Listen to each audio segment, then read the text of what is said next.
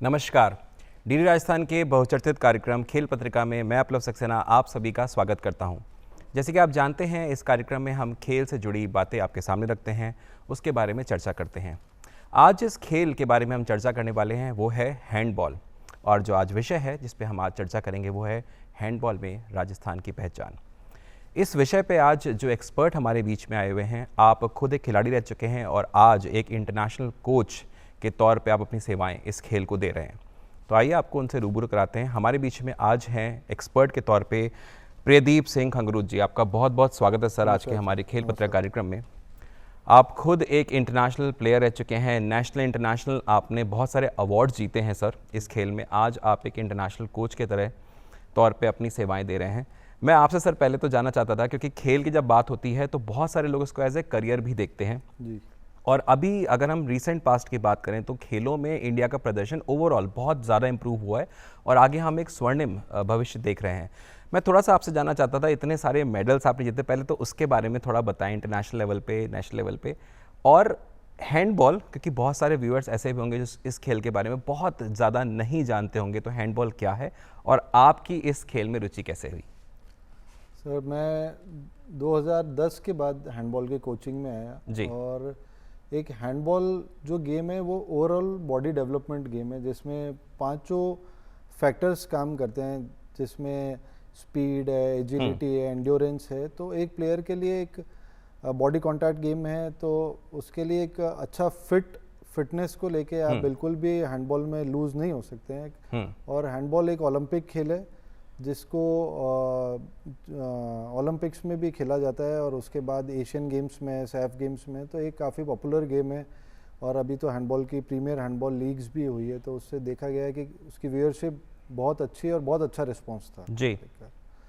और मैं जब कोचिंग में आया 2010 के बाद में, तो एक अलग एक्सपीरियंस फेस किया। जैसे जो एक एज अ प्लेयर थे थोड़े नोटोरियस होते थे, तो दोहरी जिम्मेदारी आ जाती है, एक प्लेयर की भी और एक एज अ कोच की, टीम की भी, क्योंकि प्लेयर को भी तैयार करना है, उसके बाद मेडल लेके आना है, अपने प्रदेश का नाम करना है, अपने देश का नाम करना है। तो एज अ कोच एक जिम्मेदारी बहुत बढ़ जाती है और उसके लिए हम हमेशा मेहनत करते हैं, तत्पर रहते हैं कि प्रदेश का नाम हो, देश का नाम हो। तो देखिए, कहीं ना कहीं सच्चाई भी आ गई ना कि जब खिलाड़ी थे तो थोड़ी शरारत भी होती थी, लेकिन जब कोच आप बनते हैं तो रिस्पॉन्सिबिलिटी आपके कंधों पे आती है। वैसे तो ये एक व्यंग के तौर पे कहा गया था, एक लाइटर नोट के तौर पे कहा गया था, लेकिन आपको बताना चाहता हूँ एज ए प्लेयर अगर आप हंसते खेलते सर ये मुकाम हासिल करते हैं, मैं थोड़ा सा आपको बताना चाहता हूँ किस तरीके का मुकाम आप हासिल कर चुके हैं। कुछ मेडल्स के बारे में मैं बताऊँगा, कुछ मैं आपसे जानना चाहूँगा।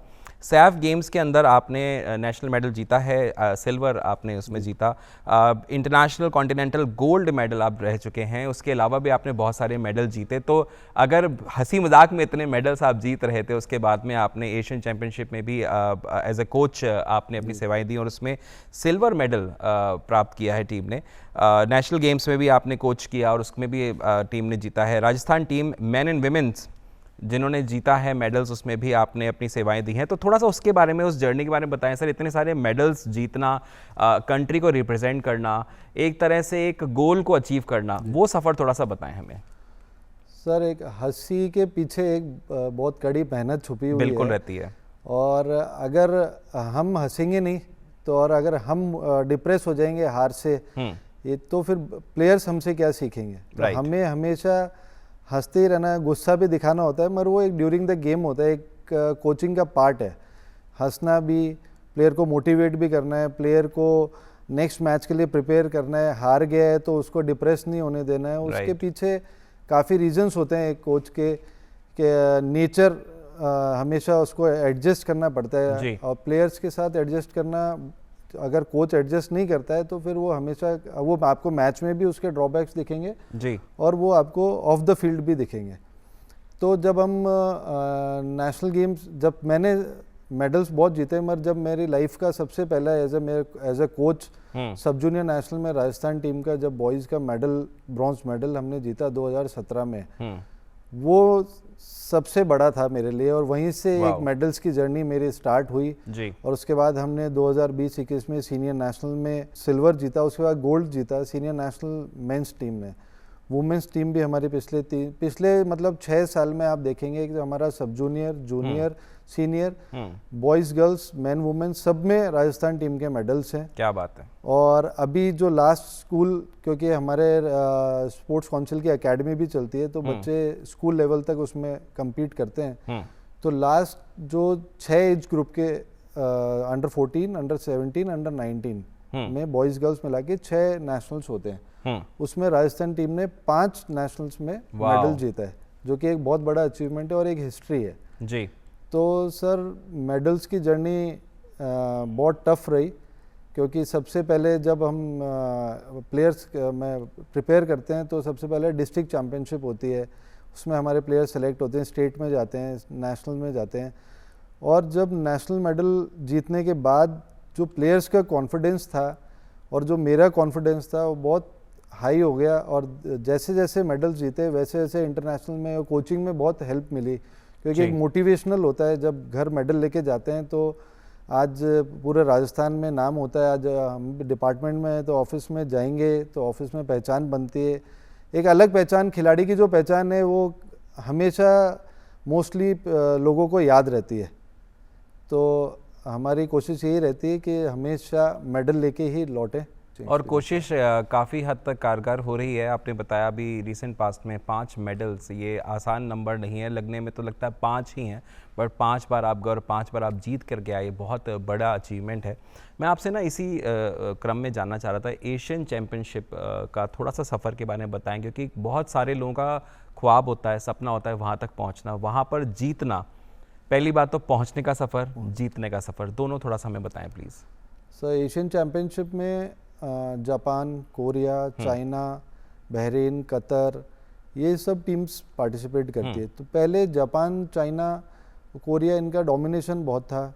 हमारा मैच होता था तो प्लेयर्स के मन में ऐसा रहता था जीतेंगे नहीं जीतेंगे, मगर जब हमने हमारी लड़कियों ने जूनियर एशियन चैम्पियनशिप में गोल्ड मेडल जीता तो उसमें चाइना को हराया, चाइनीज़ ताइपे थी, उज़्बेकिस्तान था, कज़ाकिस्तान था। तो कंपटीशन जो है एशिया में बहुत टफ है और उसको ओवरकम करके आना और मेडल जीतना, उसके बाद जो प्लेयर्स के अंदर कॉन्फिडेंस बिल्टअप हुआ कि ऐसा नहीं है कि हम चाइना से, वो प्लेयर्स आज ये नहीं देखते कि हमारा मैच जापान से है, कोरिया से है, कतर से है, उनको ये है कि हमारा मैच किसी से भी है और हमें जीतना है। तो एक जीतने की ललक आदमी में जब तक नहीं होती, जब तक पैशन नहीं होता, तब तक उसको मेडल अचीव करना बहुत टफ रहता है। और एशियन चैम्पियनशिप की बात करूं तो जब मैं एज अ कोच गया तो एक मेरे लिए एक शुरुआती दौर बहुत टफ था, क्योंकि उसमें इंडिया के टॉप प्लेयर्स रहते हैं सीनियर लेवल पे। जब हम यहाँ कोचिंग करते हैं तो हमारे पास बिगनर आता है, जूनियर प्लेयर्स आते हैं या सीनियर आते हैं, तो थोड़ा एक फ्रेंडली एटमॉस्फेयर हमारे ग्राउंड का रहता है जहाँ हम बेसिकली कोचिंग करते हैं। जैसे मैं बात करूं जयपुर राजस्थान में, फिर जब मैं बाहर जाते हैं तो प्लेयर्स रेलवे के हैं, इंडियन आर्मी के हैं, नेवी, एयरफोर्स, सबसे आते हैं, तो टॉप प्लेयर्स रहते हैं वो, बिल्कुल हैंडबॉल के इंडिया की क्रीम रहती है।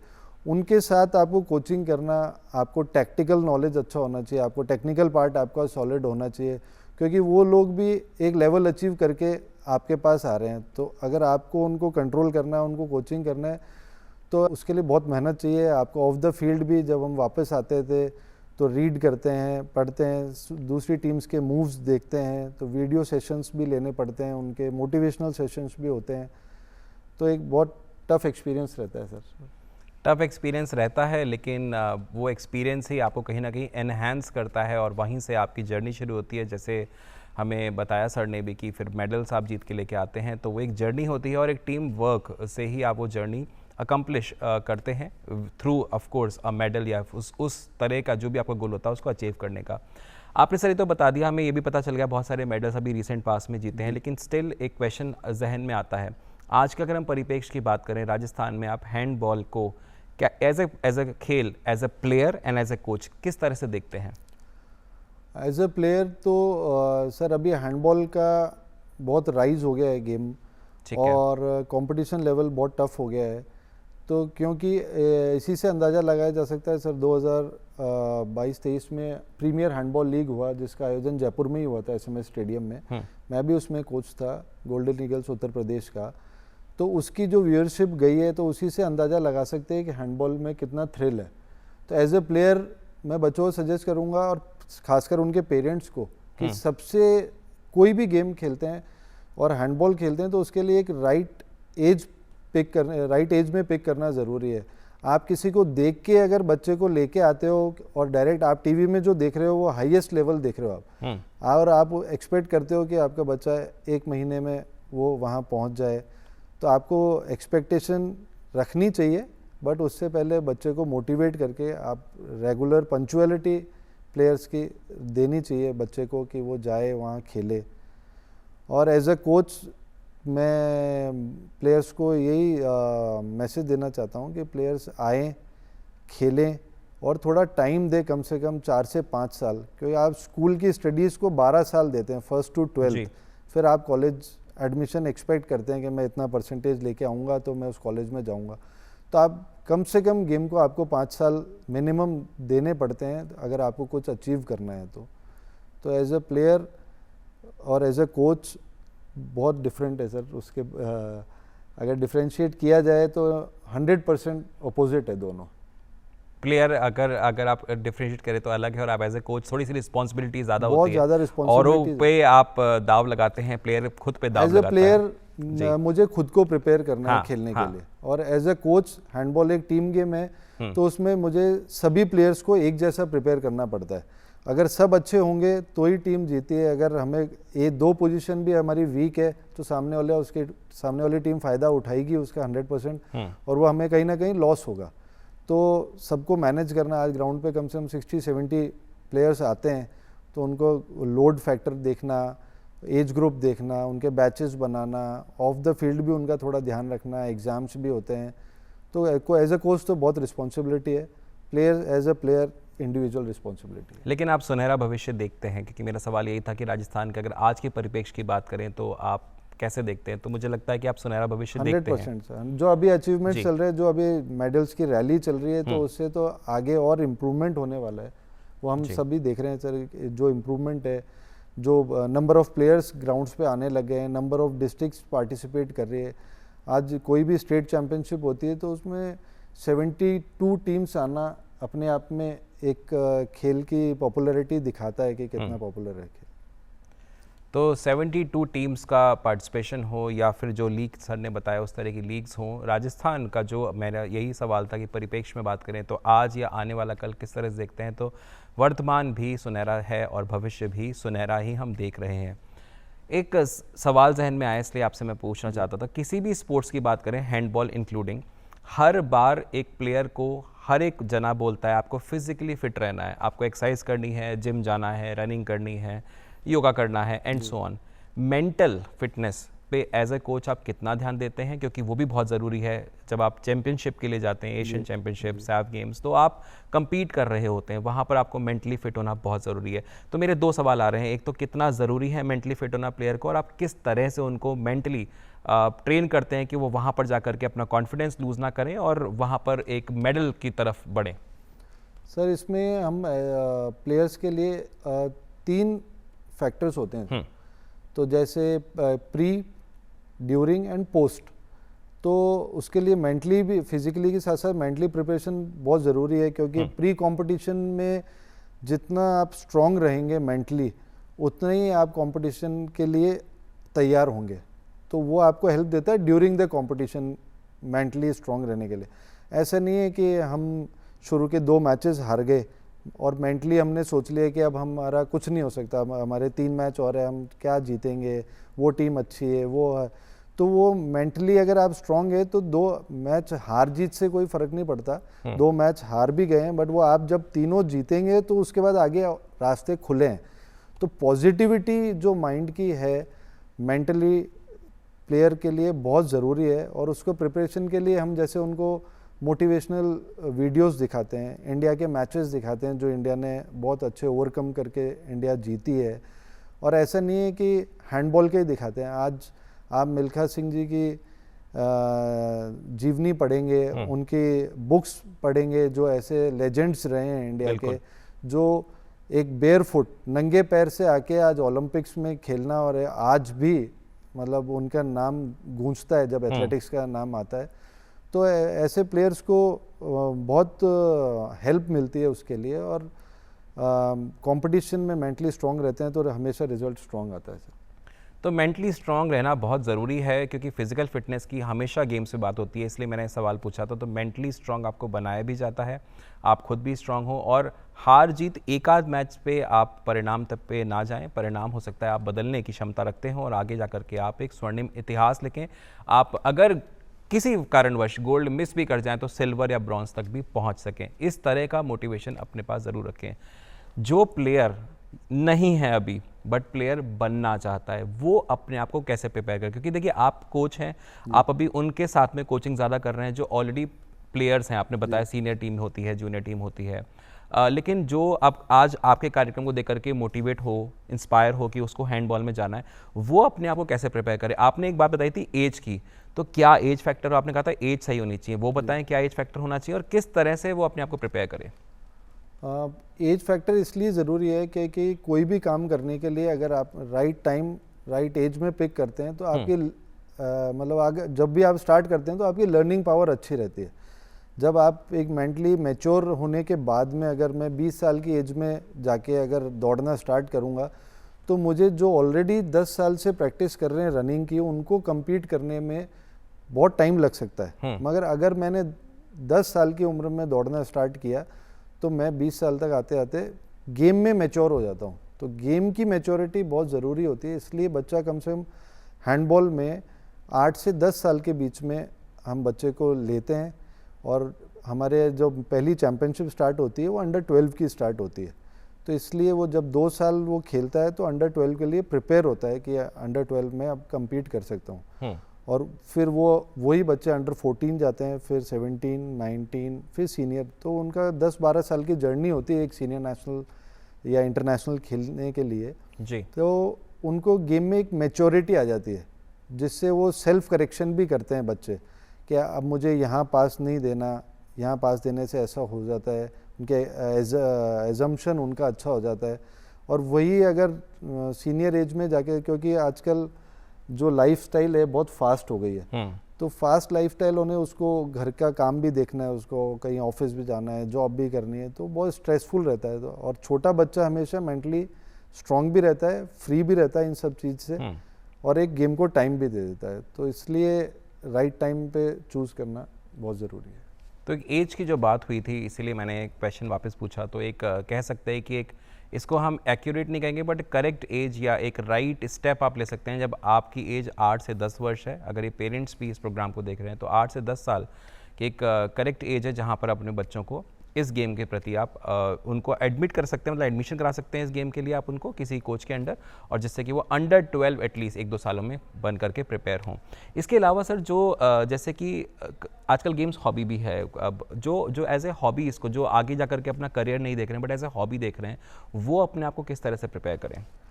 सर एज अ हॉबी होना चाहिए स्पोर्ट्स के लिए, स्पोर्ट्स प्रायोरिटी होनी चाहिए लाइफ की, क्योंकि आप इससे गेन ही करेंगे, आपका नुकसान कुछ नहीं है। आप अगर एक मान लो आपका गोल था इंटरनेशनल का, आप समहाउ नहीं अचीव कर पाए, कभी इंजरीज हो जाती है, कभी फैमिली प्रॉब्लम हो जाती है, बट आप एक अपने सेल्फ हेल्थ फिटनेस आप डेवलप कर लेते हो जो आपकी आगे लाइफस्टाइल बहुत काम आती है। आप एडजस्ट करना सीख जाते हो। जैसे हमारे टीम गेम्स में आप जब खेलने आते हो और टीम के अंदर जाते हो, तो जब इंडियन टीम में जाते हो तो आपके लिए बाकी 15 लोग 16 या 18 की टीम जाती है, तो 17 प्लेयर्स सब अनजान होते हैं। आप कैंप में उनके साथ रहते हो, आप खाना शेयर करते हो, आप उनके साथ सोते हो, उनके साथ घूमते हो, उनके साथ खेलते हो, तो वो एडजस्टमेंट लाइफ का एक बहुत बड़ा लेसन होता है जो आपकी ज़िंदगी में हमेशा काम आता है। क्योंकि आप घर से बाहर जब कहीं भी जाएंगे तो आपको हमेशा घर जैसा एटमॉस्फेयर, घर के लोग नहीं मिलेंगे, आपको हमेशा कोई ना कोई अनजान लोग मिलेंगे, और आप एडजस्ट करना सीखते हैं तो लाइफ में आप बहुत फ्लेक्सिबल हो जाते हैं। तो मतलब सर का सीधा कहना है कि भाई देखिए हम तो ये चाहते हैं कि आप इसको एज ए हॉबी लें, अच्छी बात है उसको लें, लेकिन उसको अपने आप को प्रिपेयर ऐसा करें कि आप देश को रिप्रेजेंट करें। अपना माइंडसेट वो बनाए कि इसको हॉबी स्टार्टिंग में हम ले सकते हैं, लेकिन हमारा टारगेट हो कि एटलीस्ट नेशनल तो खेलें। अगर इंजरी से हम बच के रहें तो हम इंटरनेशनल भी जाएं, क्योंकि एक जो शुरुआत में बात कही थी वो बिल्कुल सही बात की थी। जब आप मेडल लेकर के आते हैं देश के लिए तो फिर एक गर्व की बात अलग होती है, आपका सम्मान अलग होता है, और खुद को जब आप आईने में देखते हैं तो आप बहुत प्राउड फील खुद को कराते हैं। जब हम प्लेयर जब हमारा बन जाता है, एक एज फैक्टर आता है, तो क्या जो सीनियर प्लेयर्स हैं वो एज के लिए रिटायरमेंट लेते हैं, या आपको लगता है कि नहीं, एज का फैक्टर ना हो करके अगर वो मेंटली स्ट्रांग हैं तो वो आगे बढ़ते रहेंगे? तो एज अ कोच पहले आप उसके बारे में बताएं, फिर हम अभी जैसे अपनी बात हुई थी एक गेम की मैच्योरिटी को लेके, तो एक गेम की मैच्योरिटी प्लेयर को यही लेसन बहुत ज़रूरी है कि वो ये नहीं समझे कि मैं बहुत अच्छा हूँ, मैं ही बहुत अच्छा हूँ, तो मैं मैच्योरिटी मैं हटाती है और टीम की क्या रिक्वायरमेंट है वो प्लेयर को एक समझनी चाहिए खुद भी, क्योंकि हमें तो अच्छा नहीं लगता है एज अ कोच भी और एज अ एडमिनिस्ट्रेटर की किसी प्लेयर को हटाया जाए। प्लेयर अपनी, क्योंकि आप सबसे झूठ बोल सकते हो मगर आप खुद से झूठ नहीं बोल सकते, तो आपको खुद को पता होता है कि अब मेरा फिटनेस लेवल कहाँ है, मैं जिन बच्चों के साथ मैं खेल रहा हूँ, जिन मेरे साथी प्लेयर्स के साथ खेल रहा हूँ, मैं उनसे बेटर खेल पा रहा हूँ, मैं टीम के लिए अच्छा कर रहा हूँ या मैं टीम के लिए लाइबिलिटी बन रहा हूँ। तो एक राइट टाइम पे अगर गेम से आप क्विट भी करते हैं तो उसके बाद आप गेम से जुड़े रहने के लिए जैसे आप कोच बन सकते हैं, आप फिजिकल ट्रेनिंग के अगर ज़्यादा फिजियो में आ सकते हैं। तो ऐसा नहीं कि आप टीम से खेल छोड़ना मतलब कि आप खेल की दुनिया को ही छोड़ देना। तो राइट टाइम पे अगर आप टीम से खेल से रिटायरमेंट लेते हैं तो उसके बाद आपके लिए बहुत सारे चीज़ें हैं जिससे आप खेल से जुड़े रह सकते हैं और मदद कर सकते हैं खेल को और ऊपर बढ़ाने में। आज क्योंकि आप आए हुए हैं इस प्रोग्राम में तो मैं अपॉर्चुनिटी मिस करना नहीं चाहूँगा, हालांकि मैं आपसे एक संदेश लेता व्यूअर्स के लिए, लेकिन मैं एक सवाल और पूछना चाहता हूँ, अगर आप संक्षेप में उसका जवाब दे सकें।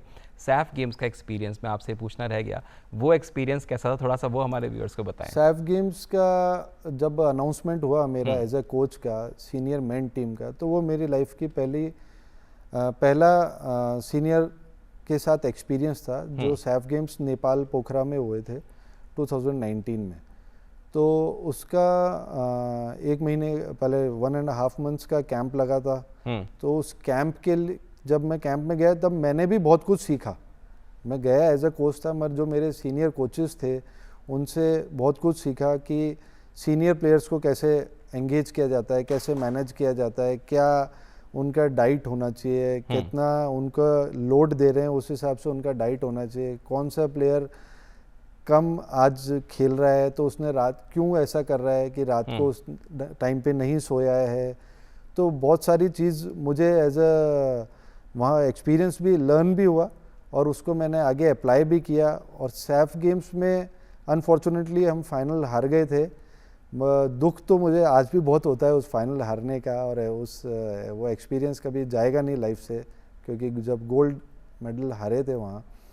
बट समहाउ मेरे लिए बहुत अच्छा एक्सपीरियंस था, मुझे बहुत कुछ सीखने को मिला और लाइफ में उससे बहुत लेसन्स मिले सीखने को। तो जब हारने की बात आप करते हैं तो बताना चाहता हूँ व्यूअर्स, सिल्वर मेडल मिला था, तो ये मत सोचिएगा कि हारे थे तो मेडल नहीं मिला था, गोल्ड मिस किया था, सिल्वर मेडल मिला था।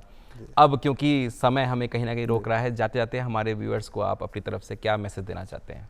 मैं सभी पेरेंट्स से एक रिक्वेस्ट करना चाहता हूँ कि बच्चे को स्पोर्ट्स में ज़रूर डालें, कोई भी स्पोर्ट्स हो, और उसको थोड़ा सा टाइम दे, कम से कम 4 से 5 साल दे। आप डायरेक्ट उसको गेम में लेके और 1 साल बाद उससे ये एक्सपेक्ट मत कीजिए कि वो आपको 1 साल में 100% दे दे। कुछ गेम होते हैं जहाँ जल्दी पिकअप करता है, कुछ गेम होते हैं जहाँ टाइम लगता है। तो जब बच्चा नया नया आता है उसके लिए सब कुछ ब्लैंक पेपर होता है, तो उसको स्कूल भी मैनेज करना होता है, उसको ग्राउंड भी आना होता है, उसको होमवर्क भी करना है, उसको एग्ज़ाम्स भी देने हैं, तो बर्डन ऑलरेडी बहुत होता है। तो पेरेंट्स को उनको थोड़ा फ्री लाइफ देना चाहिए। जब वो 3 घंटे ग्राउंड पे आ गया तो बस वो ऐसा है कि ग्राउंड पे ही आए, और उसको ये चीज़ बताएं आप कि वो एज अ प्रोफेशन चूज़ कर सकता है स्पोर्ट्स, क्योंकि आज की तारीख में गेम में देखिए पैसा है, नाम है, आज जॉब्स हैं, डीवाईएसपी तक पुलिस में बना रहे हैं, आर्मी में, एयरफोर्स में, नेवी में, बैंक्स में, आप स्कूल क्लियर करके जाते हैं। तो आज मैं आपको बताना चाहूँगा स्पोर्ट्स कोटा अलग होता है, आप 95% लाके भी आप एक बार सोचते हैं कि मेरा उस कॉलेज में होगा या नहीं होगा, और वही अगर आपका अच्छा स्पोर्ट्स अचीवमेंट है तो आप स्पोर्ट्स कोटे से फर्स्ट लिस्ट में भी आप वहाँ पे एडमिशन मिल सकता है। तो स्पोर्ट्स के बहुत सारे फ़ायदे हैं, और आप स्पोर्ट्स चूज़ कीजिए, स्पोर्ट्स खेलिए, एक बार आइए स्टेडियम में, देखेंगे आप बहुत स्पोर्ट्स होते हैं, और अपनी लाइफ में उसको एक बड़ा रोल दें, एक जगह दें। क्या बात है। जिससे आप लाइफ में कुछ आगे बढ़ पाएँ। आज जैसा कि आप आज अभी भी कोई पूछे कि जेवलिन में इंडिया का ओलंपिक मेडल किसने जीता गोल्ड, तो सबको याद है नीरज चोपड़ा ने जीता है। और अगर मैं पूछूं 5 साल पहले नीट में या कौन टॉपर था, तो एक बार सबको याद नहीं होगा, बस आज नीरज चोपड़ा को सब जानते हैं, पहचानते हैं। तो स्पोर्ट्स आप खेलिए, रखिए, बच्चे को भेजिए, तो उसके बहुत फ़ायदे हैं। Thank you. तो स्पोर्ट्स खेलिए और अपने जो बच्चे हैं उनको भी, या भाई बहन, उनको आगे बढ़ाएं, जिससे कि जो आगे जाकर के देश को रिप्रेजेंट करने का जो मान है वो उनको भी मिले। बहुत बहुत धन्यवाद प्रियदीप सर, आज हमारे साथ आप आए और आपने इतनी अच्छी अच्छी बातें हमारे साथ साझा करी। आई एम श्योर बहुत सारे लोग आज यहाँ पर इंस्पायर होंगे, मोटिवेट होंगे और देश को आगे लेकर जाएंगे खेलों में। तो फिर मिलते हैं अगले कार्यक्रम में। दूरदर्शन राजस्थान को इसी तरह से आप प्यार देते रहें और देखते रहें हमारे कार्यक्रमों को। नमस्कार। नमस्कार।